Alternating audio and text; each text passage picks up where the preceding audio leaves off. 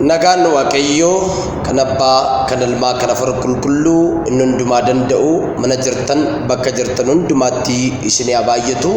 Akkam jirtu hordoftoota LGTV yookaan YouTube Light for All Generation miseensa kan taatan yeroo hundumaa like gochuudhaan nu bira dhaabbachaa kan jirtan Waaqayyo bara keessan jireenya keessan eebbisu. Guyyaa irraa kana dubbii sagalee Waaqayyoo kan walii wajjin laallu kutaa macaafa qulqulluu Wangeela Yohaannis boqonnaa 6 lakkoofsa 16 aga 21tti walii wajjin ilaalla. Bakka sanaan dubbisa akkanadha.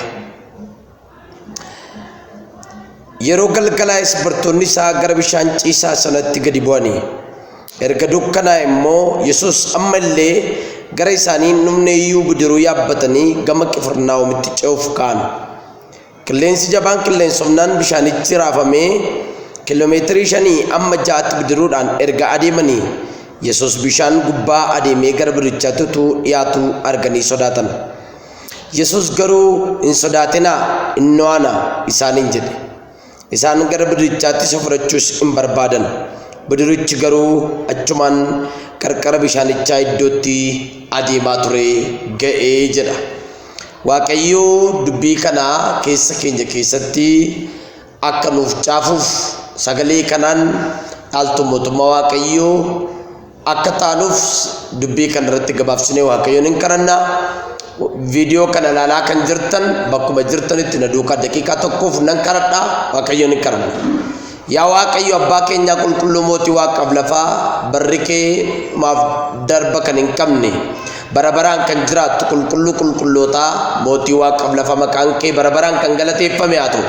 Amma immoo dubbii kee sagalee keessa dhugaa sana isa jireenya namaa geeddaru isa maqaa namaa jijjiiru sana dubbii kee isa dhugaa sana barachuuf jenna waan ta'eef mana sagaleen koo ga'e mana viidiyoon kun gale hundumaa jireenya isaanii akka geeddaru mana isaanii akka geeddaru namoota abdii kutannaa keessaa akka baasu jireenya miidhamaa keessaa akka isaan baaniif harka kee ergaa fi harki kee isaaniif kan naqe haa ta'u. Nu wajjin ta'i nu gargaari maqaa Yesuusiin ameen. Sagalee Waaqayyoo kutaa nama dubbise irratti kan nuti walii wajjin laallu mata duree bakka Waaqayyoo siin jedhe sana hin geessaa sagalee jedhu walii wajjin ilaalla. Bakka Waaqayyoo siin jedhe sana hin geessaa. Yeroo baay'ee isaa bakka namni namaan jedhee ga'uu dadhabanii yeroo tafantu jira. Bakka haalliin geessa ga'uu dadhabanii yeroo tafantu jira. Waan hundumaa keessaa garuu bakka Yesuus Kiristoos hin geessa siin jedhee haalli ammaatu rakkinna baay'atu qaaleensi jireenyaa baay'ees ola ka'u lollis ajiraatu dhukkubisa baay'atu bakka Yesuus hin geessa siin jedhe sana hin geessaati. Tarii viidiyoon koo kun mana keessan yookaan harka keessan keessa kan seene mata duree kana kan dhageessan ofii keessanii harka keessa mirga ol kaasaatii bakka Waaqayyoo naan jedhe sana nan ga'a jedhaati ofirratti dubbadha. Bakka Waaqayyoo naan jedhe nan ga'a jedhaati dubbadha. Dubbii sagalee Waaqayyoo kutaa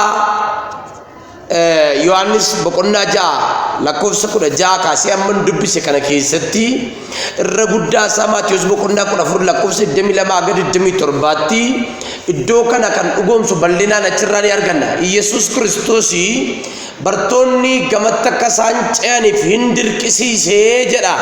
Maatiyos boqonnaa 14 lakkoofsa 22 aga 27tti akkuma kana Maarqos boqonnaa 6 45 aga 52tti illee irra deebi'ee dubbata. Maarqosis barreesseera, Maatiyosis barreesseera, Yohaannisis barreesseera dubbii kana. Haa ta'u bakka kana yeroo baay'ee isaa dubbifna akkaataan manaa ifee an dubbachaa jiru kanatti akka naa galee dubbadheen beeku. Har'a garuu Hafuurri Qulqulluu dubbii kana jabeesse keessa koo kaa'ee akkan isin biraan ga'uuf mul'ata dhokataa mul'ata adda ta'e tokko kanaaf kenneera.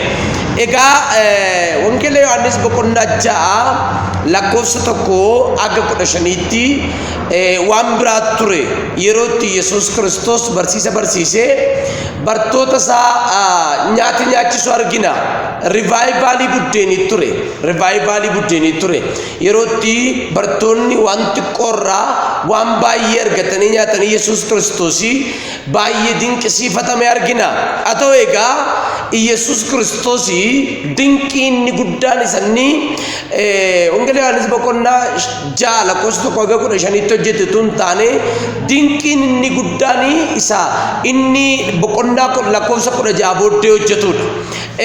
Bakka lamatti qoodama. Yesuus Kiristoosii Wangeela Yohaannis boqonnaa 6:1-15tti nyaata kan garaachaaf ta'u nyaata barbadu bartoota nyaachise. 16 booddee garuu gamatti Qifirnaahomiin gamatti akka isaan jireenya isa ta'e buddeen jireenyaa sana nyaataniif Yesuus Kiristoos buddeenicha qopheessuudhaaf xiqqoo ishee isin biraa nan turaati isin garuu maal godhaa jedhee gama sanatti gama isa kamitti gama iddootti buddeenni jireenyaa qophaa'e sanatti jedhe bartootaan. Arraa Yesuus Kiristoos buddeeni isa lafarraarraatu buddeeni isa jireenya bara baraatti bartoota ceesisaa jira. Jedhe gama buddeeni duwwaatti nan bibne daabboo baay'isee achitti bartoota dhiisee hin deemne Yesuus. Achi gara buddeen jireenyaatti akka isaan ce'aniif isaanii yeroo inni itti waamu argina. Egaani wanti tokkotu jira. Gaafa inni buddeen xiqqoo kan immoo daabboo garbuudhaa fi qurxummii xiqqoo tokko baay'isee seexanni lola hin kaafne. Omtuun lolli hin kaafne inuma mijate.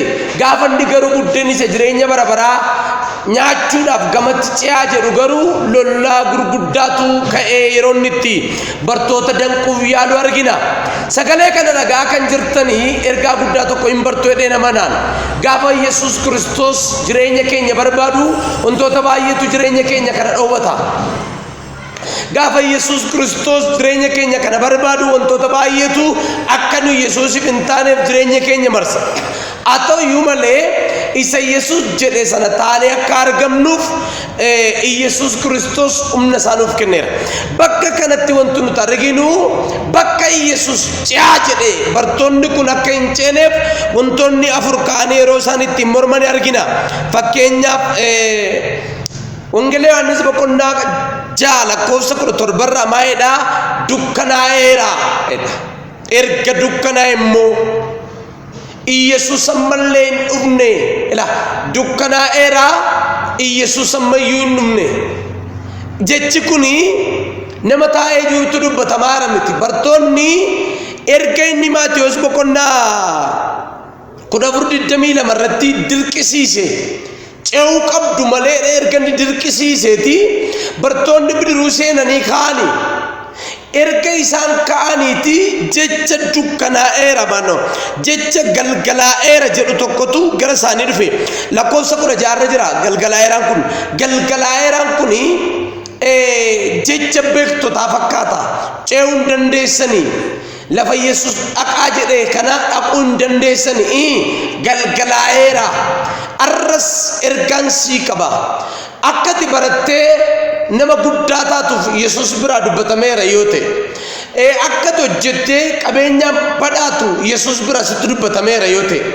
Akkati jireenya kee jijjiiramuuf Yesuus dubbatee kanatti jiraachaa jirtu faallaa isa dubbatame sana yoo ta'e jireenya marra keesseertu sana hin ilaalin. Isa waa'ee keef dubbatame sana ta'e isa yaadaa jiraadhu. Maaliif jireenya ammatti keessa jirtu allammatti keesseertu kuni arruma hin darba. Garuu borii isa dubbatame sana taatee of argitaati. Isa dubbatame sana taateetu of argita.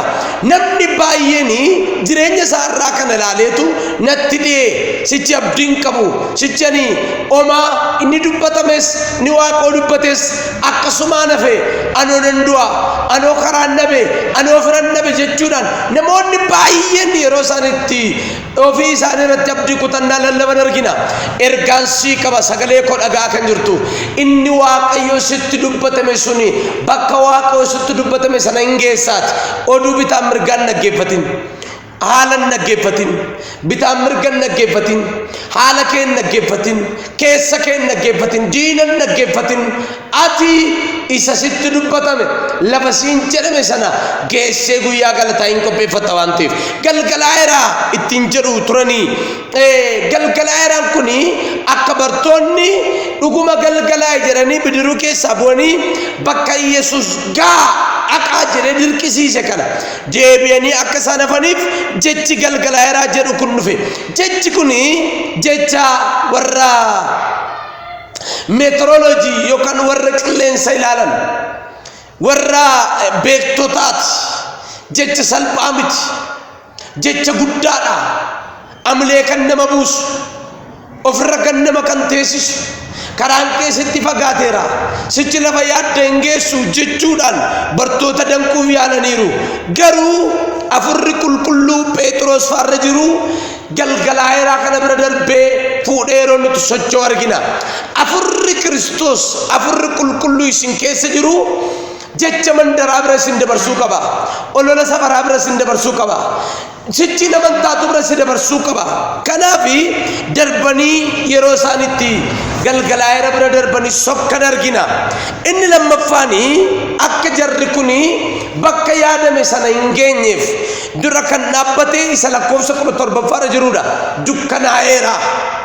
dukkanaa'eera jechi kuni jecha beektotarraati kan dhufe yookaan immoo kaapiteenii markabaarra kan madde markabni keenya kana booda dukkanaan deemuu hin danda'u kana booddee waan deemnus miti deemsi kun utuu hafee gaariidha jechuudhaan bidiruu keessa oduun dukkanaa'eeraa kun guute ergaan sii qaba obboleessa ko haalli natti dukkanaa'e hojjechuuf ka'ee natti dukkanaa'e fuuchuuf ka'ee natti dukkanaa'e barachuuf ka'ee natti dukkanaa'e natti dheeraanaan sii bari'anaan jedhame garuu natti dukkanaa'e sii bari'anaan jedhame garuu natti dhee jettee kan dubbattu jettee kan faarsitu ergaan sii qaba yoo waan dukkanaa'e fakkaate iyyuu biiftuu bariituu duuba kee jira mana keef kan ibsu ala keef kan ibsu hojii kee irratti kan ifu jireenya kee irratti kan ifu ifa guddaa tokkotu jireenya kee irratti argama natti argamaa iraanaan asatti ilaaltu ilaalaan jiru obboleessa ko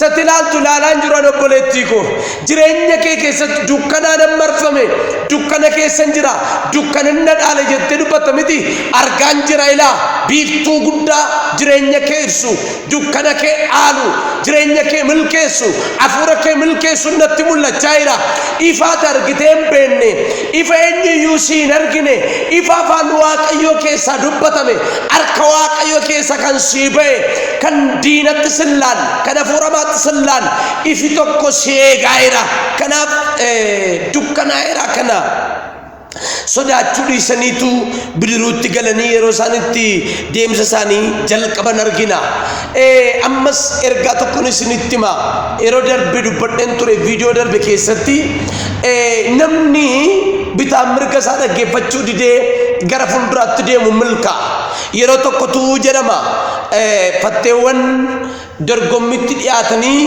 fatteewwan baay'een ergaa mo'achuu ka'aniitu namoonni duuba isaaniitiin harka rukutanii durkuftee jechuudhaan harka rukutanii hamilee buusu turanii fatteewwanii erga milkaa'u ga'anii erga xumuruu ga'aniitu kufanii argamuudha seenaan kun yookaan immoo jechamni kun inni tokko garuu durkuftee kana sin nageenye kutee ba'e kuteeruma deeme inuma utuma isaan durkufteettiin jedhanii utuma isaan durkufteettiin jedhanii bakka galma badhaafama yookaan bakka geebaa sana ga'eetu geeba fudhate so maayinni fatteen kuni sababin milkaa'ina isaatii maaliidha mistirri milkaa'ina isaatii maaliidha jechuudhaan gaafa qoratanii fatteen kun gurri isaa duubatti dhaggeeffatu duudaadha olola duubaan dhaggeeffatu galma isaa fuulduraatti fiiga malee olola duubaan dhaggeeffatu galma isaa duraa ilaala malee jecha duuba isaan ka'uun dhaggeeffatu kaayyoo isaa fuulduraa ilaala malee akka kanatti yeroonni fatteen kun dinqisiifatamee abbaa geebaas ta'ee namoonni baay'een wajjin suuraa ka'uudhaaf hedduun bira dhaabbatanii suuraa ka'uuf yeroo itti hawwamu argina kun jechama wan sirrina ni dubbadhu jireenya kee irratti kan ta'u namoonni baay'een kakuu qabu garuu mandara keessa sagalee mandaraa keessaan baani namoonni baay'een waaqayyo baa jedheera isaan garuu naannoo namoonni baay'ee waaqayyo ce'aa jedheera isaan garuu gamaawu cafa qulqulluu keessaa waa lama si yaadachiisa noyi manno looxi gara tullu seerin itti agarsiise waaqayyo ergamaan waaqayyo tullu seerin achitti beenu abidda jala bayi jennaan looxi mandara tokko laale dhaloonni kuni inni waaqayyo guddisee itti agarsiisu xiqqaatti fakkaata inni waaqayyo xiqqoo dharee tuffatu guddaatti fakkaata looxi mandara kana naa wayyaa jedhe mandara kana naa wayyaa achitti lubbuu koo oolchee ergamaan waaqayyo waan godhu wallaaleetu mandara kenneef bira darbe ergaan sii qaba boleetti koo inni ati guddaa dhattee ilaaltu kun inni ati xiqqaa dhattee bira dabartu kun waaqayyo duratti akkam ilaaluun dura jiraata ammas macaafa qulqulluu keessa ijoollee Yaaqoob keessa daanii yerootti namoonni biyya annaniif damma baasu dhaalanii daanii deebee galaana diimaa ce'ee dugda duubatti deebee yeroo inni itti marga lalisaaf lafa lalisaa jira dugda duuba deebee argina tokko Yordaanosiin ce'ee dugda duubatti deebee namichi kun maaliifi isa waaqayyo annaniif damma baasa siidaa jedhee kan akka lafa onaatti ilaaleetu Yordaanos gama akka marga lalisaatti akka jireenya mijatutti ilaalee angarraatti qomoo Yaaqoob keessa qomoo lama qomoo waaqayyoon gana jedhamee kan beekamu tokko qomoo daaniidha bira dabarra ergaan keenya badaa sana keessatti nuni ammachiisu walumaa galatti jarri kun bidiruu isaanii galgalaa'eera bira darbanii dukkanaa'eera bira yeroo isaaniitti bidiruu isaanii dabarfatan argina milkaa'uu barbaadda ce'uu barbaadda bidiruu kee jecha namoota safaraa bira dabarfadhu lafa Yesuus siin jedhe ga'uu barbaadda iddoo Yesuus siin jedhe sana geessee galateeffachuu barbaadda bidiruu amantii keetii warra jechaan si soofan warra waa meeqa dubbatan bira xiqqoo dabarfadhu iddoo sana geessee of argitaati